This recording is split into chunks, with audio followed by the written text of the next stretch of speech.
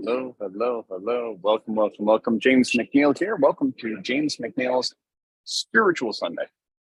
Today is Sunday, March the 26th. See, that's just what it looks like when you don't wear your glasses. And I am so thrilled that you're here. Today's a very important question. So here on James MacNeil's Spiritual Sunday with James MacNeil, that's me. If I haven't said my name often enough.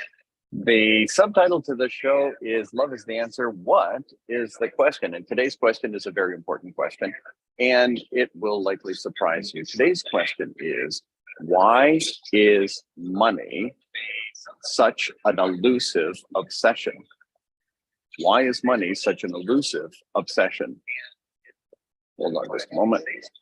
I'm getting feedback here, so I'm going to see if I can't turn down my volume on something. And then I think I'm fine. Good. Okay. You can hear me. I can see you. All right, let's go. So why is money such an elusive obsession?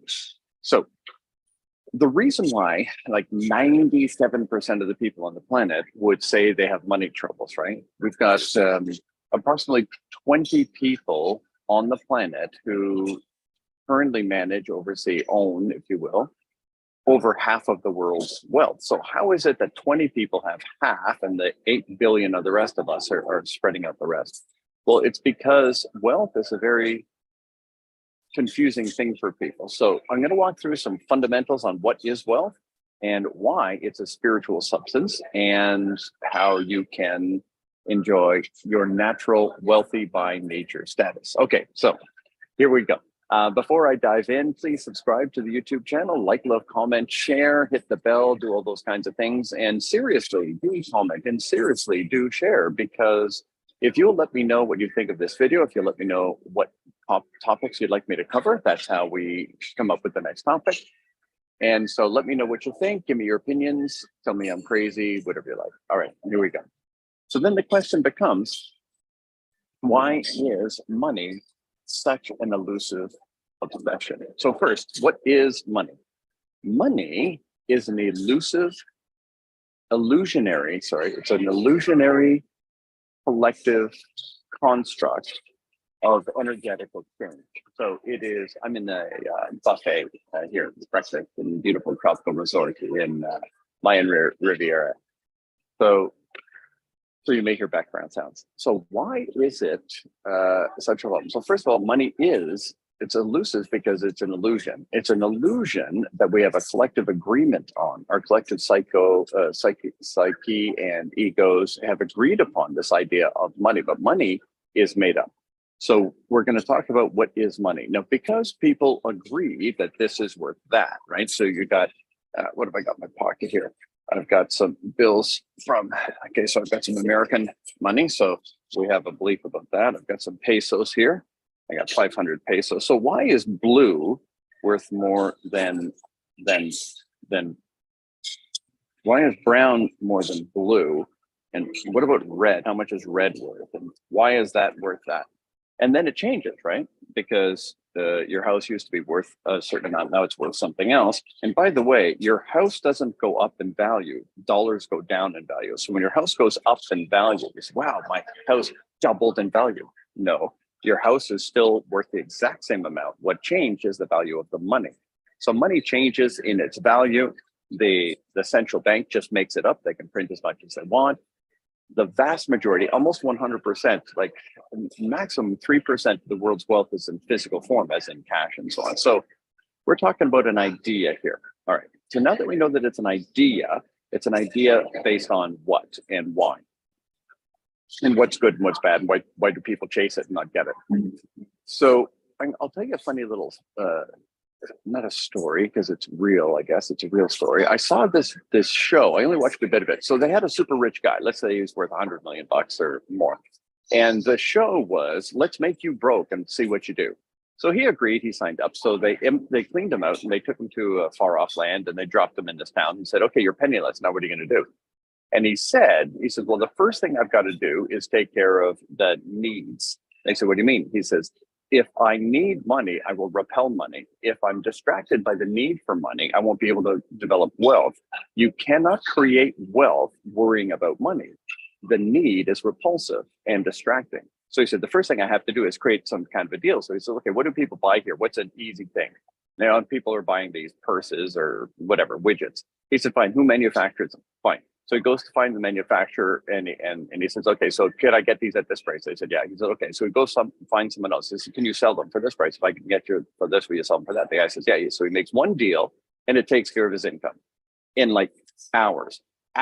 He has his income taken care of. He says, now I can create wealth. Now that I don't think about money, now I don't need money, now that I have my needs met, I can begin. He did that in hours. How are you doing? 40 years, 50 years, still wondering how to, most people are within 3 months of bankruptcy, right? 3 months, they can't make it 3 months. Now wealthy people think 3 generations, not 3 months. And so what is your mindset towards money? Are you in need? Because as long as you're in need, you're repelling money. All right, so that was an interesting thing. Then what is the word abundance?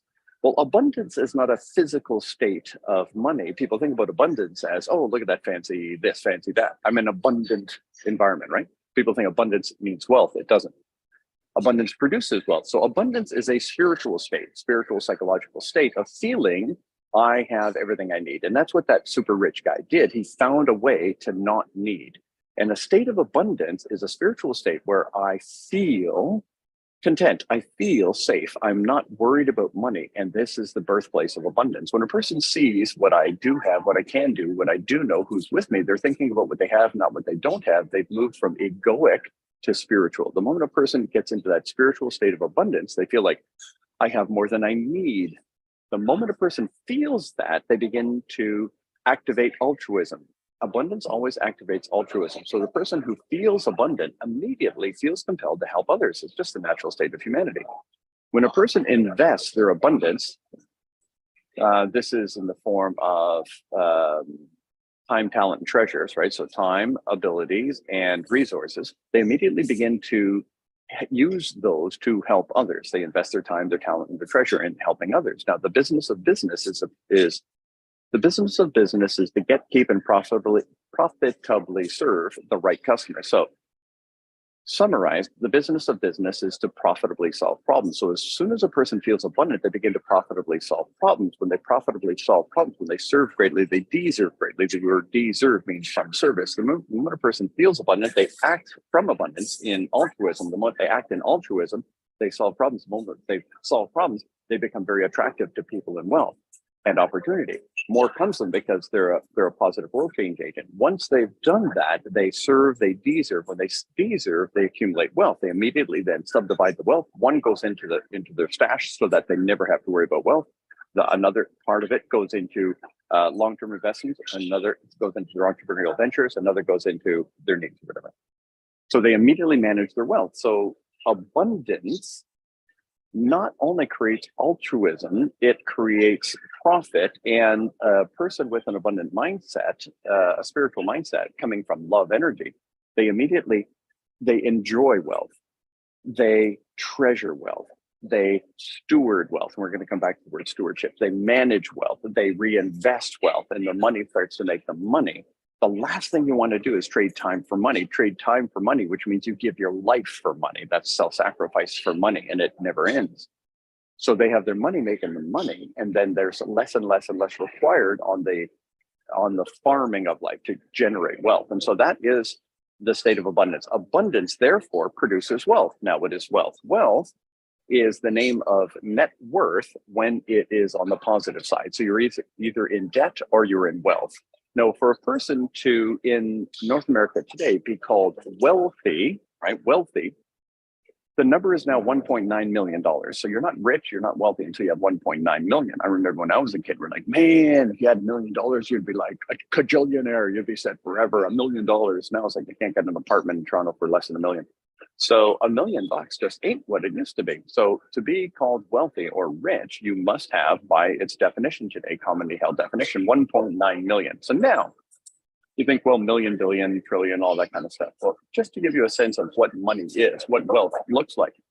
People get confused between million and billion and trillion since it's a couple of letters and a couple of commas. So let me give you a sense of the difference. A million seconds, right? So $1 million, a million seconds. A million seconds is 12 days. Okay, 12 days. A million seconds is 12 days. How much do you think a billion seconds is? You might go with weeks or months or maybe even a year if you're real crazy. Well, the truth is a billion seconds is 31 years. Elon Musk's net worth is over 6,000 years. A million is 12 days. You get the idea? A million seconds is 12 days. A billion seconds is 31 years. And 200 billion seconds is over 6,000 years. So we're not talking about little numbers. We're talking about enormous numbers. Next, what is the problem with money? So next, money was never meant to be what it is now. So people think about money as consume and control. But wealth was always measured in how many sheep and goats and chickens and how many acres of land and so on. What are all those things? Wealth used to be measured by the size of your farm, your empire. Well, think about the things that make a farm. The crops, the land produces crops. The crops increase your wealth. The animals produce right? So animals produce more animals, plus they produce meat and cheese and whatever, eggs and stuff. So animals and land both make you money just by being themselves. Money, on the other hand, does not necessarily make you money if you hoard it or consume it. So I'll talk about power for a moment. Energy, money is a form of energy exchange. Energy is power, a form of power. Power is, first of all, power, the primary purpose of power is creation and compassion, not control and consumption. So when a person is hoarding or spending, they're ending the wealth creation process. The moment you consume or control, you end wealth control, wealth expansion. So when people take money out of the marketplace and they buy something, once I bought this shirt, that's it. It can't make my money. Well, actually, it does make me money because I look so dead sexy. Everyone wants to listen to me. But unless you're investing your money in money-making resources, your money is taken out of the game. The moment it's out of the game, it begins to depreciate. So the natural wealth was wealth creating resources. So now that we've turned it into money and money can just sit in your pocket and do nothing, we've now created a unnatural idea towards wealth. And the bigger my stack, the bigger my identity. If I have more money, I am more. To have more means I am more. And when we associate identity and worth together with money, we begin to really mess up the idea. So let's get back to stewardship and ownership. So ownership is not a spiritual idea. To own something doesn't make sense in the spiritual realm. What makes sense in the spiritual realm is stewardship. And the reason why people who don't get stewardship, they take they take their money for granted, they take people for granted, they take resources for granted, they will use and abuse their car. Whereas a wealthy person gets the most of their investment and they take care of their investment because they're a good steward. When you're a good steward, whatever you're given, you multiply. When you're in an egoic state, you consume and control. So stewardship, I own nothing for the moment I have the opportunity to enjoy, invest, and utilize resources, time, talent, and treasure for the benefit of humanity. Ooh, have I covered a lot? Now that we understand that energy, money is a form of energy, and energy is a form of power, and power, the ultimate power is love. So love energy attracts more. So then what does the Bible mean by the deceitfulness of riches and the love of money is the root of all evil, those kinds of things? So first of all, when Jesus was giving a story about the sower of seed, he said this crop grows up and then the weeds choke it off and it dies. And people asked him, what does that mean? He says, well, some people are on their way to enlightenment. They're on their way to wealth and abundance and living a great life. And then the weeds choke them off. And they said, well, what are the weeds? He says, well, there's two weeds. One is the cares of this world, which means fear, frustration, pride, confusion. It's like the world in the Tao Te Ching, it's the world of 10,000 things. It's the noise and the distractions and fear and frustrations and whatever, egoic entanglements, the cares of the world. The other, he said, that destroys people's growth towards infinite abundance, wealth, wisdom, and power, he said, is the deceitfulness of riches. That means money lies. Well, money doesn't lie. It's not a thing. But what is the lie about money? The lie is that money will solve everything, that money will make me happy. What we know based on all of the research on happiness is Money doesn't make you happy. Happy is what makes you money. When you're coming from abundance, you attract abundance. Those who have, more will be given to them. The more you have, and it begins spiritually, not physically, the more you have abundance in your heart and your mind, the more you attract wealth. So those who have, more is given to them. And those who lack, that which they have is taken from them. So this idea that money is going to make me happy is a lie, and that it's going to solve all the problems. And all you have to do is listen to some of the Hollywood movie stars, and they'll say, listen, fortune and fame are curses, they're not blessings. And so you say, well, let me find out for myself. Fine, you'll find it for yourself. But money doesn't make you happy. Happy makes you money. So once you have enough money, when you don't have enough money, money makes you happy, right? Because, oh, finally I have food. Finally I have a house. Finally I can go on a vacation. Finally I can take a girl on a date. Finally I have enough for something. Once you have enough, great. But now that you have enough, you've lost your motivation. More money doesn't make you more happy. So you must add meaning to money to maintain the motivation. And this is where things go weird. Some people go into an egoic, twisted thing of money, more money makes me more than you. And so it enters into this egoic competitive state that's controlling consumption. And people who have money but don't have that love energy, the money doesn't make them happy, and the money doesn't make them more money, and yada, yada, yada. Whereas the people who say money is just more responsibility for me to make the world a better place. Now I invest my money to change the world, and I'm wise with my money. So that's one thing. And then the other thing is the love of money. And the thing there is, what it's saying is the love of money is the root of all manner of evil, which means if you trust money rather than trust divine love, trust God, trust higher energy, then you will, if your faith is in money, then that causes all kinds of odd behaviors. That some people have done mean things for money. I think you get what I'm talking about. Whereas people who are, the power is compassion and creation. And when we invest our abundance in compassion and creation, it just keeps on growing. There's a few spiritual conversations as it relates to money. So here's my strong suggestion. Get peace as fast as possible. Get peace. Stop being desperate as fast as possible. Get out of desperation. And you say, but I have bills. I have this. I have that. Sell something. Get a smaller house. Take the bus. Like, get out of financial pressure as fast as possible. Now you say, well, James, I don't want to change anything in my physical realm. Fine. Get pretty spiritual then and feel abundant. Get into an abundant, calm state as fast as possible. Whether you change your economics or not, get into an abundant spiritual state. Number two, immediately that will trigger this desire to make the world a better place. Help, give, serve, trade, make, help others. Then you become skilled over time, profitably solving problems. You say, oh, well, if I do this, I get that. If I do this, I get that. And you bring great value to those in need. Now, once you've started that, now, my dear friend, you're going to have a great time. Because now you're investing wisely in the needs of others. And when you invest your energies in profitably solving problems, you become very profitable. And then you just level up and level up. Okay, last point of suggestion, only because I've done it. When this starts working for you, you might get a little bit ambitious like me. And you say, oh, no, I'm going to take on the world and I'm going to build an empire. If we go too far too fast, while we're building wealth, while we're creating, enterprise and philanthropy, the challenge is when we stretch ourselves too thin, we can get ourselves into a state of desperation again. And all of a sudden, poverty consciousness takes back over and we're needy again. The moment you're needy, you're moving away from wealth. Wealth is attracted to calm, confident, safe, strength, and a pure motivation.